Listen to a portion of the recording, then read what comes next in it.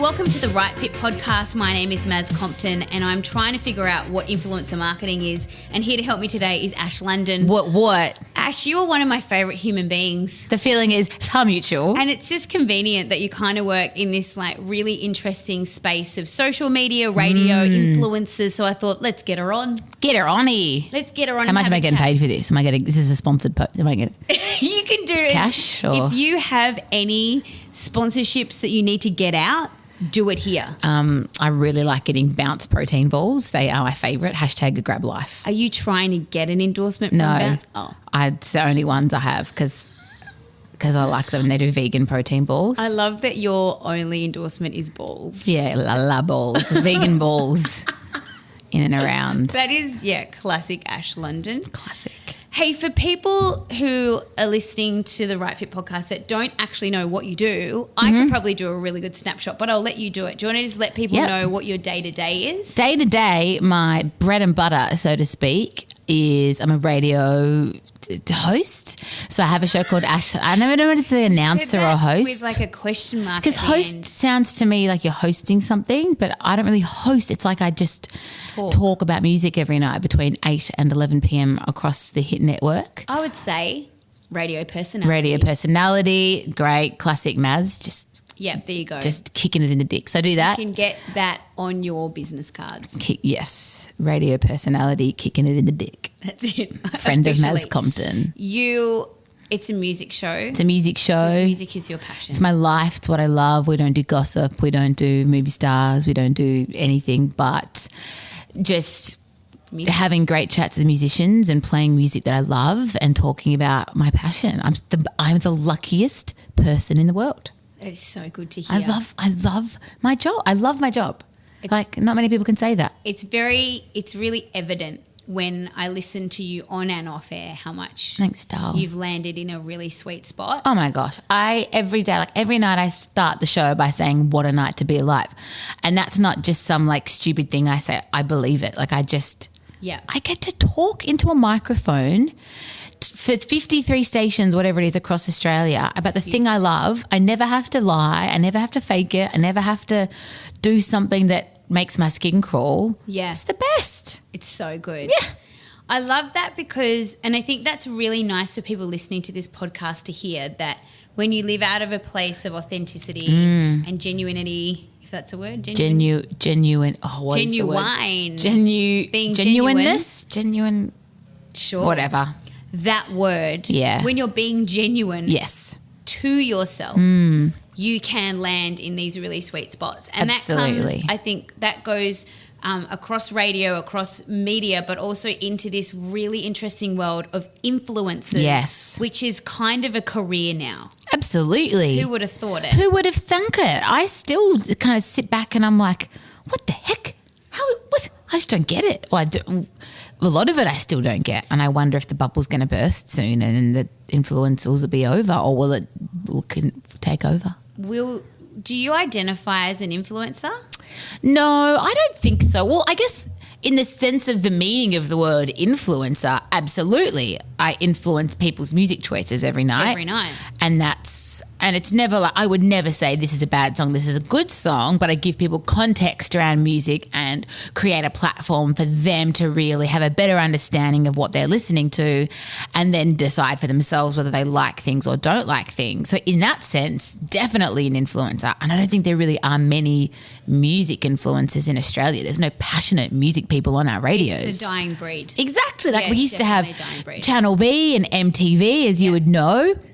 But now it's neither of those networks have VJs or music hosts. Yeah. And most people on radio shows are personalities. Yep. They're not music people. They're there to talk about their lives and talk about content.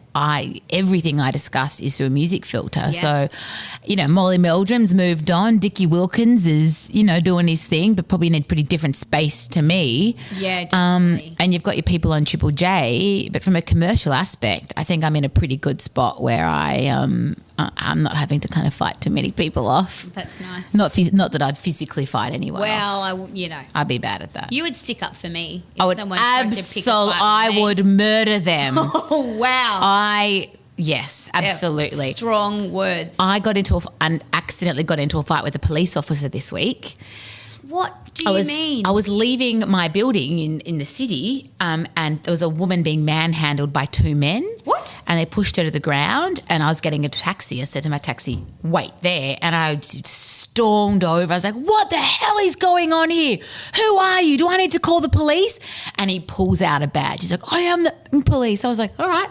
Well, you're manhandling a woman. Sorry. So I was just making sure you're in plain clothes. How was I supposed to know? What the I know. heck? They'd smashed her to the ground and I was like, I'm going to have to. Were you going to do a citizen's arrest? Because, that's one of the things I want to do in dreaming life. of, yeah. Well, no, I was going to call the police. And turns out he was the police. But, it's good on me, I reckon. Good on you for potentially interrupting like what could have been a really big undercover operation for months and months. Imagine. And it's all brought down because one know-it-all girl wants to be a hero. You are underbelly. Yeah, I'm pretty much underbelly. I'm Lebanese as well, so. That's just right? a classic Ash London story though. Of course that happened to you this week. This week, obviously. I do attract dramatic situations like that. Do you that. think just it's because you've got a radio brain? I think I'm always looking for a story. Yeah. I think, and you'd understand this, it becomes quite subliminal. You don't even realise it's happening. Yeah, Your mind is just always looking. And I've always been like that. I love us telling a story. So I think I've always been a storyteller and it comes from my family. We're ethnic and there's all these like crazy urban myth family stories. I don't even know if half of them are true, but I'll peddle them until I die. Oh, yeah. I mean, I love a story. I used to, when I worked in radio, I used to believe that part of my brain, and I actually believe that it's a part of some people get, some people left-brained or right-brained. Yeah. I feel like there's a radio part. Oh, yeah. And you either have it or you don't. Absolutely. And so I think people that do really well in radio have this part of their brain that they're able to train and exercise. And I used to feel that it was really special, that I would find myself in a situation like you did this week and instantly be like, oh my gosh, how do we make this into a phone topic? How do we push it across our Facebook? What calls are we going to get, right? So it's this thing.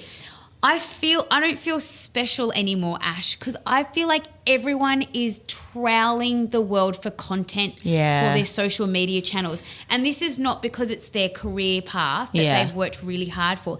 This is literally just to get likes from mates. Yeah, but put any of those people in a radio studio with live content and coming out of a commercial break and saying you got 3 minutes to be entertaining, none of them could do it. So I know that to be true. So I have those moments too where I go, shit man, these guys, that's funny content. I got so many likes. But at the end of the day, my bread and butter is my radio job, and I know that it is a talent and a gift. And many people on radio don't even have it. And you know what it's like when you sit down with someone else and then it's magic because it's like you and me. Yep. I feel like I can relax around you because we're so magic. We both, you get it. But it's true. And we've both been there. Totally. On one side of the camera, the other side of the microphone. Yeah. Both, like, our stories check out. Yeah. Quite similarly. But I think you're absolutely right in that everybody now is looking for content, looking for a story. How can I make this shine on my socials? I'm like that as well. It's crazy. Yeah. So how much of your radio show is dedicated to social media? Well, huge amounts because it's a funny one for us. We're a night show and traditionally you think night show, teenagers. And when I came into this, I originally thought, well, our bread and butter are teenagers. But then when you look at the data, our average listener is a woman in her early 30s.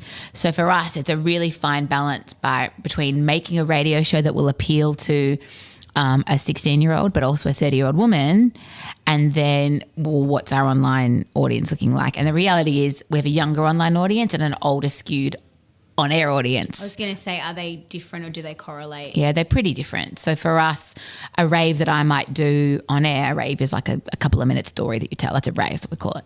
Like the policeman story that exactly. you tell. That'd be a great radio rave. Solid rave, 13 10 60.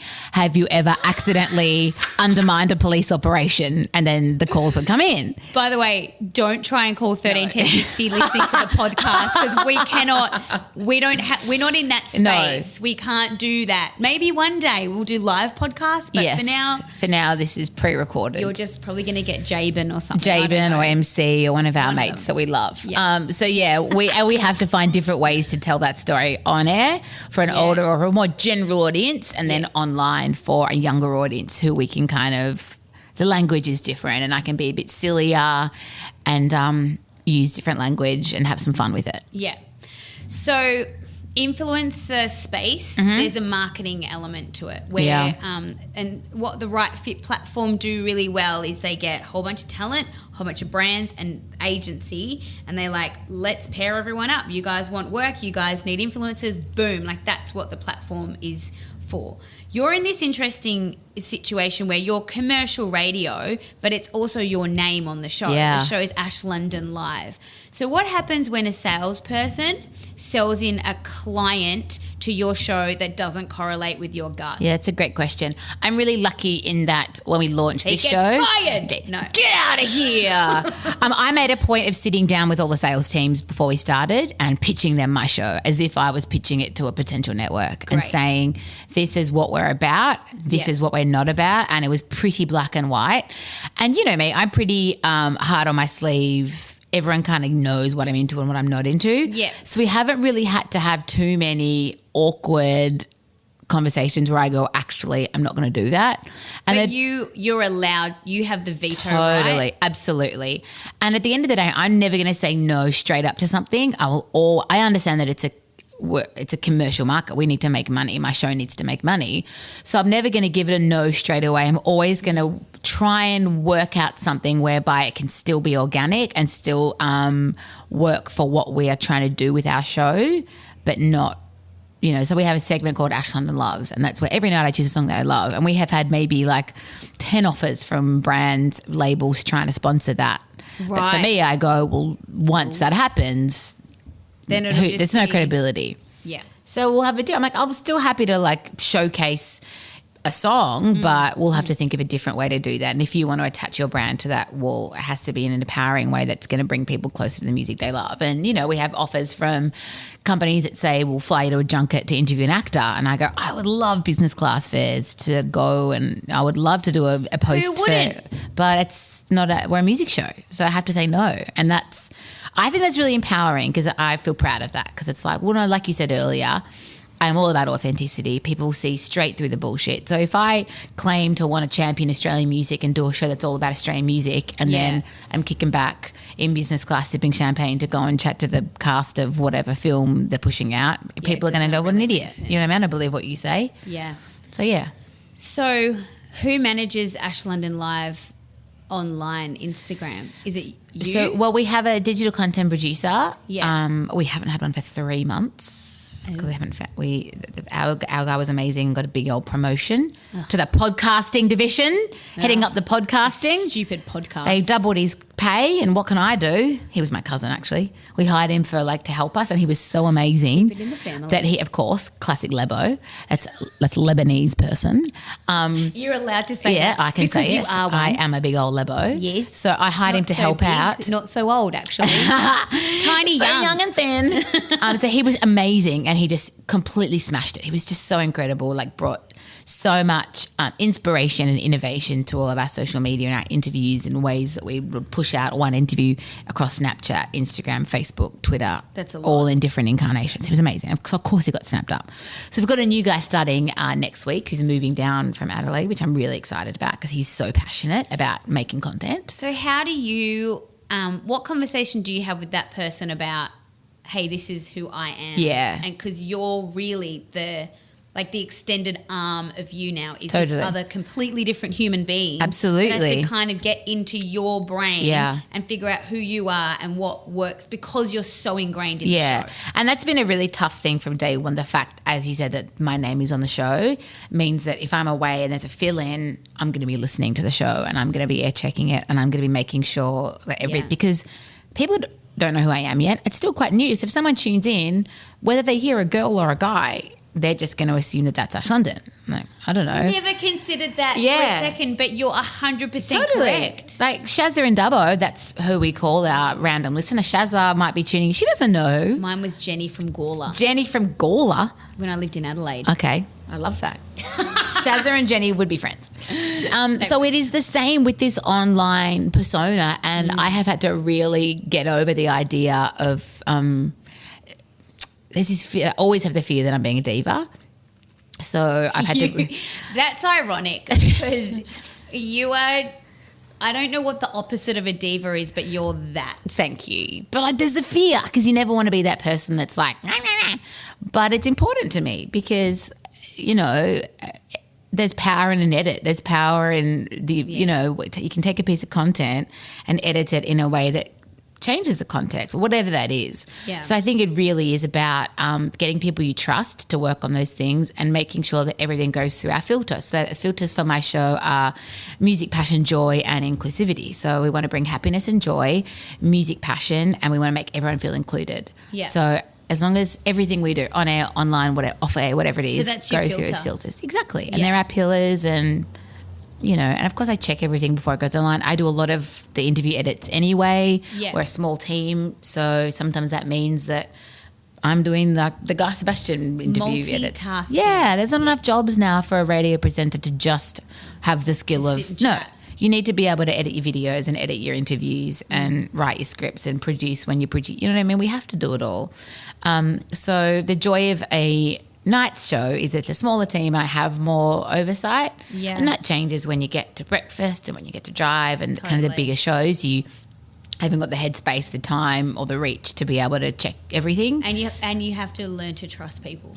Absolutely right. You've got to get the right team in place and you've got to trust them implicitly and empower them. Absolutely. Because that's how you all flourish. Yeah, and then trust yourself that if something doesn't feel right that you can go, this is how I would change it next time. But as we see on so many of the radio shows in Australia, like the digital content is at the forefront. You know what I mean? We get ratings come through, like the standard traditional listener ratings, but every week we're getting a digital scoreboard of analytics of everyone's Facebook pages against our competitors, and that's a big deal. We celebrate those wins and we work on the losses. So it's a huge deal. I think for my show for nights, just as important as our on-air output is our online output. Absolutely. That's so insane to think that 10 years ago that wasn't even a blip. Yeah, but then at the same time, I'm not going to waste an hour of my day worrying about getting a trending hashtag. I couldn't give a fuck. You know what I mean? Like I'd rather have engaging content on my Twitter page rather than be like, a flash in the pan. Exactly, and hustling listeners to get it trending. I don't care. Yeah. No one cares. Just do a good radio show, put good content on your feed. And be present. I think especially that's what radio taught me is just be present and give your all and work hard in the moment, because guess what? When the moment's over, no one cares. Nobody cares. No one's going to remember. No. In the ad break, they're probably going to switch over to the next people anyway and forget they're ever listening to you. It is what it is. That's such a great point, Mazzy. Do you think it's really important? So for people who might be listening to this podcast and they, I guess, want to be a social media star and like Insta famous or somehow monetize their social media channels. Maybe they've got a big following. Maybe they have no followers, but they're like, I want to do that for a living. Yeah.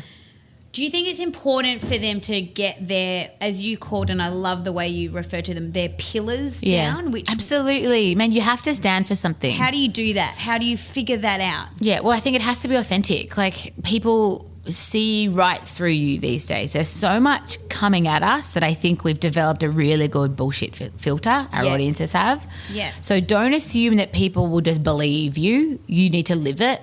And now more than ever, it's evident when you're not living it, because there's so many ways that people can see into your life. And they remember, man, like if you say you're a vegetarian and 3 weeks later you're in Italy and there's prosciutto on your pizza, someone's going to call you out on it. You know what I mean? So I think there's too many people vying for a limited amount of space these days. Yeah. So unless you actually stand for something, you don't really stand a chance anymore. You know what I mean? Yeah. Like even fitness people who have 500,000 followers on Instagram and look amazing in their, you know, activewear. I don't even know what it's called because I never wear it. Activewear. Yeah, activewear. Activewear, great. Yeah.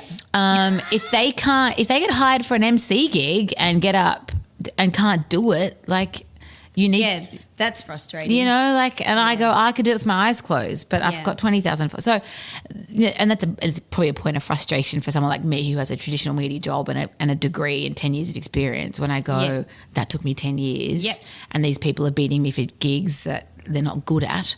So I think as a whole, we need to like really go, okay, well, in itself, it is a skill to get a good looking Instagram page and a following and stay true to that. It's a lot of work. Oh, I don't have hard work. I could not do it. No way. Hard work. work. No way. And I'm amazed at people who just live it. I'm too busy. Also, I'm too lazy. Busy, lazy, whatever you want to call it. Like I keep busy doing my job that is facilitated by producers and people. Yeah. If it was up to me to like, it wouldn't happen. oh no, I would be like, doing a say yes to the dress marathon at home, thinking about maybe checking my emails tonight. Like, you know what I mean? So I am in awe of people who are that driven. Like someone like Tanya Hennessy, who has a radio job and does all the extra stuff. I'm like, how does she do it? You're amazing. Every time I see her, I'm like, mate, I hope you take my gig one day. I hope you, because you deserve it. Like, yeah. And I think, imagine what I could do if I worked that hard, but I know my limits. You know, I'm just not that person. Like, I'm cool where I am. But you need to stand for something. And for me, that was a journey. It took till I was 30, 10 years of working in the media to work out. To figure it out. Oh, yeah. And to go, okay, music is my thing. This is what I'm going to, like, throw my career behind. Yeah. Because I never have to fake it. I will never, ever have to fake it at any point in my job, which is the best feeling in the world. And I think that resonates with people. And I think it's the same thing for if you want to be Insta famous or whatever, you need to stand for something and it needs to, like, you need to live it and it needs to be believable. And I think it needs to put goodness out into the world. Like, I think people more than ever are looking for encouragement and positivity and authenticity, and they don't want you to tell them everything's going to be okay, but they want you to tell them that, you know, that it's a journey and you can expect the best and you can work, you know what I mean? Like, it's people, we need joy in life. Like, I think the world's around us, you look around and you just go, it's so depressing. So I think, I mean, as a personal plea, if you're going to do it, please put goodness out into the world. Do you think that everyone has to change the world? I hear a lot of young people saying that they, like, their heart's cry is to change the world. And I don't really have that desire. I'm like, you know what? I want to change my world. Absolutely. And, like, so where I am and, like, that, like, you know, 5 kilometre radius around where I am, they're the people I want to affect and influence and love and care for. And that's how the world changes. Right. I don't remember who it was. It was a quote that my boyfriend told me about. Probably from Oprah. I think it was like Oprah or Steve Jobs or Malcolm Gladwell or Beyonce. Maya Angelou. And it was, if you want it, no, it wasn't. Who bloody was it? It was. Tell me, I'll probably know. It was from a podcast. I love this stuff. It was from a podcast I was listening to with Tony Robbins. No, it wasn't a self-help guy. That's killing me. Maybe I'll remember. Maybe I won't. But he says, if you want to change the world, clean your room. It's like, if you can't have a messy room and not take care of your personal business and go out there with your megaphone and say, I'm going to change the world. No. Go back a couple steps and clean your room and can make sure your life is in order and the basics are taken care of. Then you take it one step further out. Do you know who said that? Who? A parent. Yeah, you're right. My mom. Oh, that's right. But that resonated so much with me because the world is full of people who say they're spending their time championing against Donald Trump and this and that and then trying to change the world and be a self-help guru, but the inner workings of your life are not even in check. Yeah. That's such a cool, like, daily reminder. Totally. Of really, like, and that's not to say that people's voices are insignificant. No at way. all, but it's to say, like, I always say, this is a Maz Compton quote, but, like, you won't get the next thing until you're satisfied with the job at hand. Absolutely. So it's funny, like, there's a theme for me right now, which is all about living in the present moment. And I haven't done it for a long time because I worked in radio where you have to think 3 steps ahead. Oh, gosh. So you're talking in radio, you're talking in the moment, thinking about what's happening Constantly. after the next song, the next ads. Yeah. And did I edit that properly? And is that happening? And this is thing. And where's my out? Right. Is this You're story thinking about the getting end already. Exactly. Right. Instead of going, this is a great feeling now, you're literally a minute ahead going, okay, is he going to. My life for a long time. Yeah, I never thought about it like that.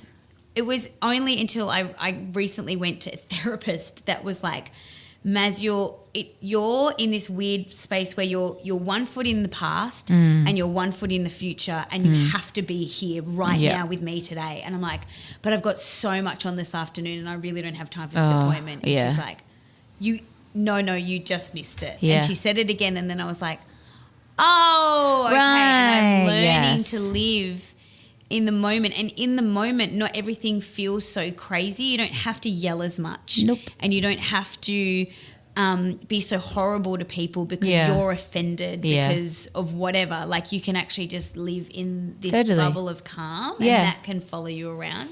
So that's been an interesting thing. That's awesome, darling. And if you're listening to this and you're like feeling that way, like, talk to someone about it, because they can give you tools on how to like get the crazy out of your world and actually be a content, like that. Nice human. Yeah, I have an alarm that goes off twice a day, and it's a meditation alarm. I love that. So that's around 9 o'clock in the morning, and it's at about 4 or 5 p.m. in the afternoon, depending on my day. A really calm No, it's like alarm. a normal alarm. It's like, that will interrupt me and snap me out of whatever stress is happening.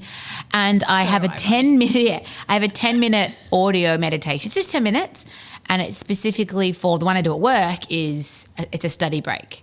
So wherever I am, I will go. I have this. It's a big cardboard box called my womb box, which rhymes with boom box, and I just. And I get my iPod and my headphones, and I just sit in my box, and I close the thing on top of me. You sit in a box. I sit in a box and I do my meditation. And if I'm not at my desk, if I'm working from a different office, I'll just go outside and do it. Find a box. Or I'll find a box, or I'll go and find an empty radio studio and close it and sit in a beanbag. And it's what keeps me sane. Otherwise, it's so frenetic, so loud, so quick, so that I turn into someone I don't even want to be because I'm stressy and gross. And and Ariana Huffington, she's the one who got me onto it, because at the Huffington Post they have nap rooms. Yeah, I know. Where you go and dream. And there's no shame in, and I had I sit across the pod from one of our digital producers, and he was freaking out last week. He was like, I'm so busy. I've got so many things to do. I'm multitasking. And I was like, I used the words Marion Huffington. I said, multitasking is a myth. It's called task switching, and it's the most stressful thing you can do for your brain. So instead you need to do a meditation. He's like, I don't know how to do a meditation. I was like, here you go. Send it to him. 10 minutes, just stop. Did he go in the box? He didn't go. We didn't have the womb box yet. The womb box, I think, was invented the very next day. Yeah, wow. So it's so important to just stop and realise that, yes, the digital world is so exciting and wonderful and yada, yada, yada, but it's also very dangerous for our brains. Yeah. It's too much. Do you think it's all going to implode and we're going to all live on sustainable farms in Yes, about 5 I believe years? and hope. Honestly, I hope want it for to that. end. I want it to. I look for, and I shouldn't say this on an influence podcast.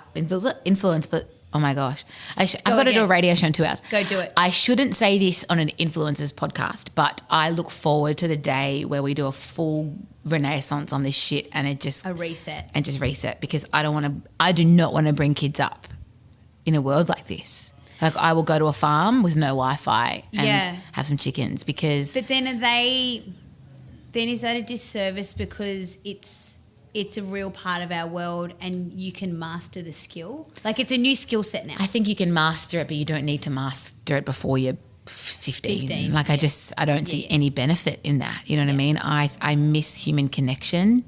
Like, I miss it. Is that not just almost hilarious because we're the most connected apparently and the world's smaller than it's ever been? Yeah, yet but everyone lonelier. is lonely. I call it phoneliness. Wow. We're lonely because of our phones. I love phonely. that. Like, we think we're I so don't love connected. That. I hate yeah, that, exactly. But I feel it. Coined it. I feel it when I far out. It makes me sad sometimes where I feel so disconnected and lonely, and I'm like, what the hell? Because I've just spent 2 hours on my phone instead of calling my mum or chatting to my housemate or my boyfriend. You know what I mean? I just think in many ways this has changed my life because it means that I can DM an artist and have them on my show in an hour, and I know what Justin Bieber's doing right now, which is even that concept for someone, so I'm a bit older than you, but I grew up in an era where the stars were so unattainable. Right. So when I got my first job on MTV and I got to meet a band, it was like, pinch me for 6 weeks. Yeah. Because I am not going to get over how insane this moment is. I remember those days. And now it's like, I knew what you had. I know what you had for breakfast tweet. today. Oh my Totally. gosh. Yeah. Exactly. Yeah. So That's it's crazy. incredible. Yeah, really. So in that sense, it means if I can't get access to Justin Bieber, I can still do a rave on Justin Bieber with audio because I know what he did today. You know what's happening. Yeah, I know that this afternoon there was an Instagram video of him going, yes, and I cut the audio because that's funny and I'll put it on my show tonight.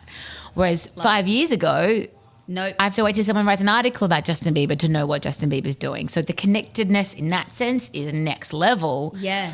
But also it is robbing me of the joy of human connection every day. And I'm having to be so careful with myself and watching, like my boyfriend calls me out on it constantly. Yeah.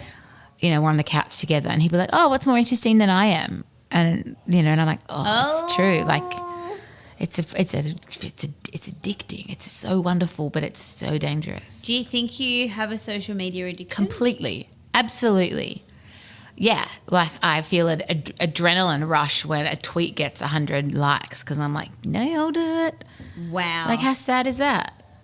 But well, it's a sad reality. Totally, totally. I would guess that you are not alone at all. Oh, no way, And you're in the really beautiful position where your tweets do get 100 likes and favourites, whereas Jenny and Gawler. Yeah, Shazza and Dubbo.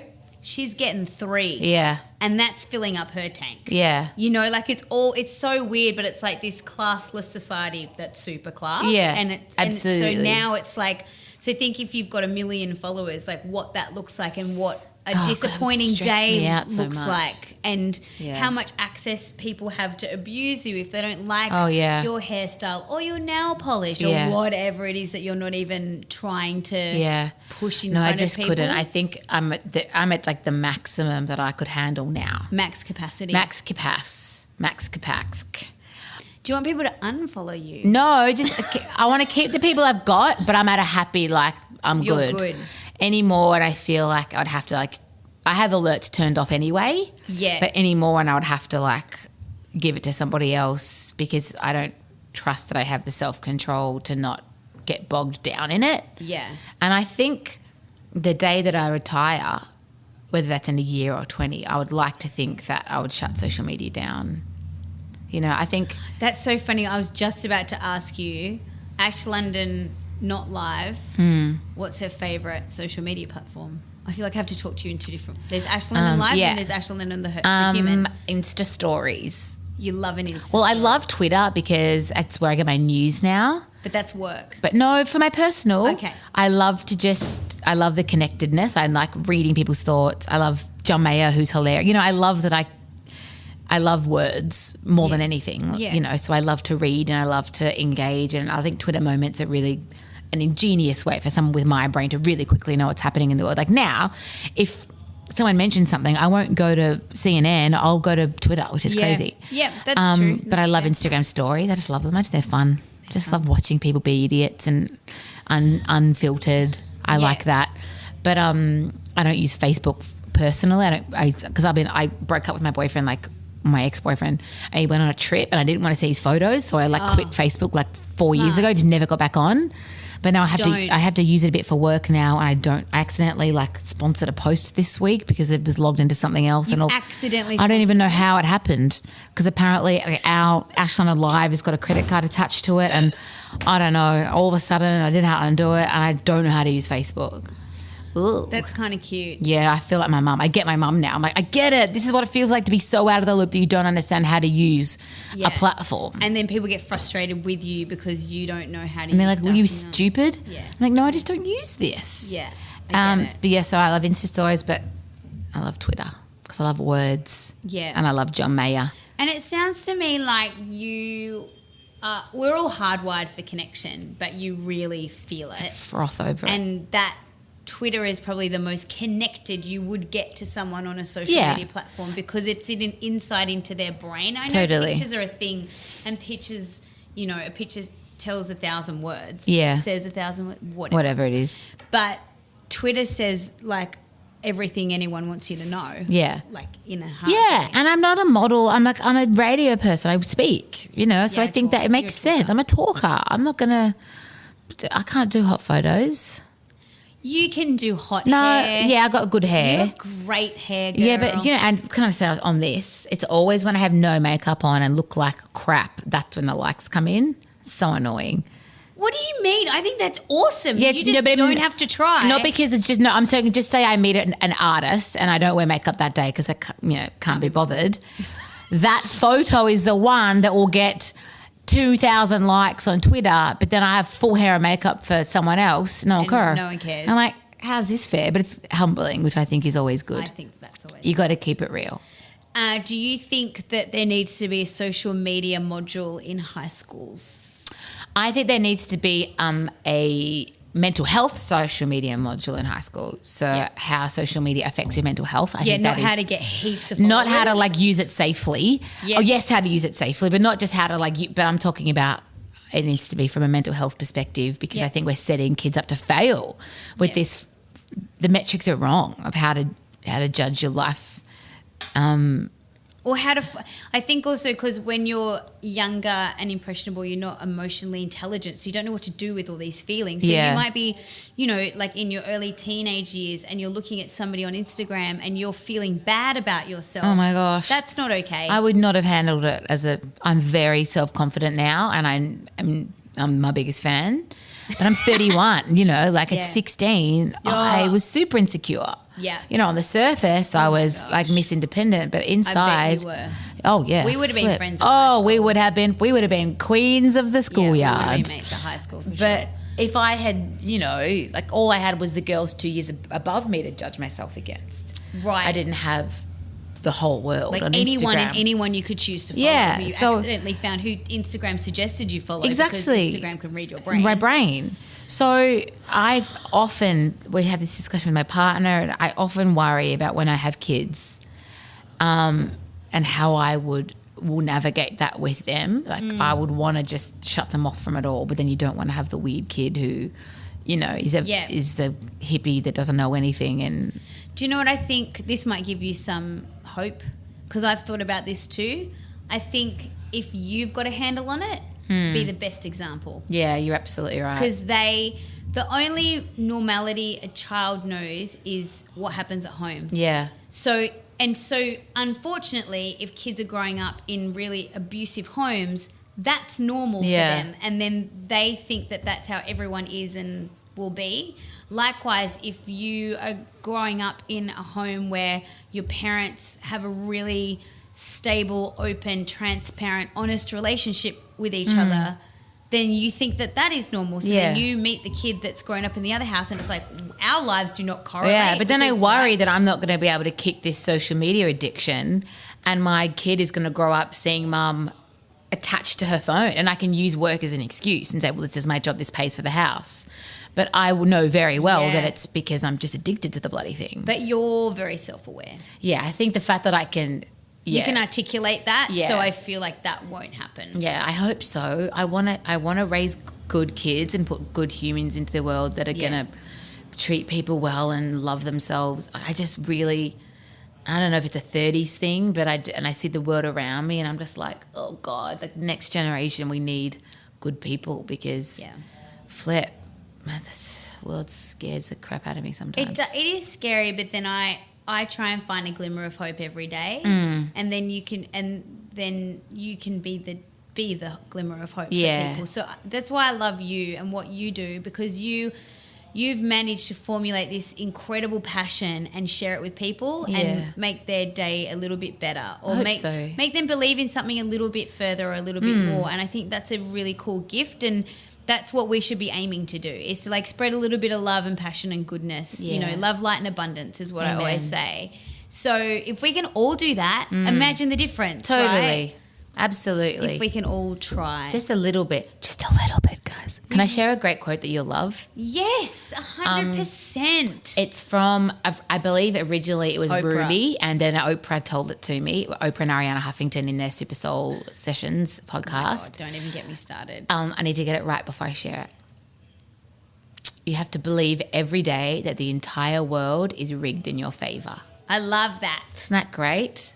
Yeah, I love that. It's rigged in my favour. So I'm going to go out with gratitude and self-belief, believing that everything I put my hands to will work for good and everything is for me.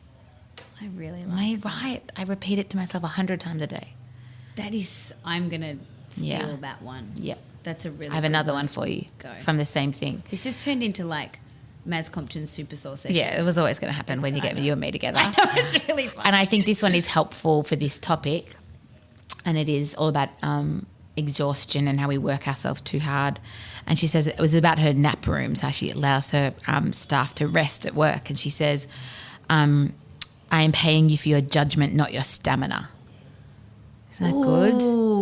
Like we live in this world, I'm busy, I'm so busy, I'm so tired. And that's like a badge of honour. It's like, no, stamina is not something to be proud of. Like that's not what you're here to do. It's your judgment and your ability to do your job well. I love that. Right?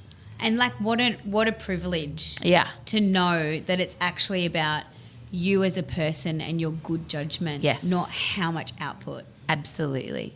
When the output is crap because you're exhausted and stressed. Like the opposite of what 99% of people probably feel. Absolutely. These days. Because we live in a world that is built on like busy as success. Well, it's as you said, it's a badge of honour. Yeah. Yeah. Not me. I'm in a privileged position. I host a radio show. I'm talent. I can have a nap at work and people think it's funny. Yeah. Whereas if most people do that, they're lazy. But I think we need to change the culture and we need to reward people for taking care of their mental health and switching off and having a life and literally smelling the roses. Yeah. Get some roses and smell them. Or camellias, gardenias, whatever they are. Flowers. Any type of flower. Any type of flower. With a scent. Not a poisonous flower that's going to give you a rash. Do rainbow roses have a scent? No, they're Why did I think that you would know the answer to that question? I presume not, because they were a white rose, I guess, and white roses. Do we know how rainbow? This is when I wish this was a radio show, because then we could go, hey, give us a call if you've ever made a rainbow rose and how do you make them? I think something to do with dipping the stem and then the dye gets sucked up the stem into the petals. I bet they would do it in like a blue dye first and then take it out and then put it in a red dye so that it's feeding different areas. But do they smell? I think once you mess with a natural thing that much, you take away the smell. Unless it just smells like dye. Unless they spray it with perfume at the end, like floral perfume. They probably do. Probably. Or Burberry or just something. Exactly. And then in 10 years' time, we're going to find out that it's made us all sick. When we're living on our sustainable farm. That's my fear. And then you won't be able to tweet about it because you would have shut down social media. Because your brain's gone to jelly because of all the radio waves. Legitimate fear of my life. Because if our phones are giving us brain cancer, they're not going to tell us. No, they're not. We're just all going to. But then because so many people will have brain problems, there'll be money to be made with a cure, so someone will actually make a cure. You know what I mean? Yeah, or there won't be a cure because we realise that all of the stuff in the ground that God put there is just there to heal us anyway. So. Or maybe maybe that's how the world's going to end. Our phones will kill us all. End of podcast. Ash London, I'm totally leaving it there because you just are the best. But I really, thanks for terrifying everybody about their phones. It's going to be fine, guys. But I love talking to you and we'll keep talking. I want you to come back on this podcast in 3 months' time because I feel like there'll be another platform for us to discuss. Probably. The womb box will have gone global by then. I'll be so rich. We'll do it on my spaceship. You should market them. You should make womb boxes. For workspaces. I was thinking I could put speakers in them so that you could just pop in and press play on a meditation. Don't steal I patented it. Don't steal my idea, listeners. I won't release the podcast until you've patented the idea. Great. So keep me posted. Okay. Hey, thanks so much. Go and do your radio show. Love you, Maz Compton. You are a joy in my life. I mean that. Thanks, lady. Hey, guys, please rate, subscribe, and review this podcast on iTunes. We love hearing your feedback. So we'll be back shortly in a few weeks. See ya. See ya.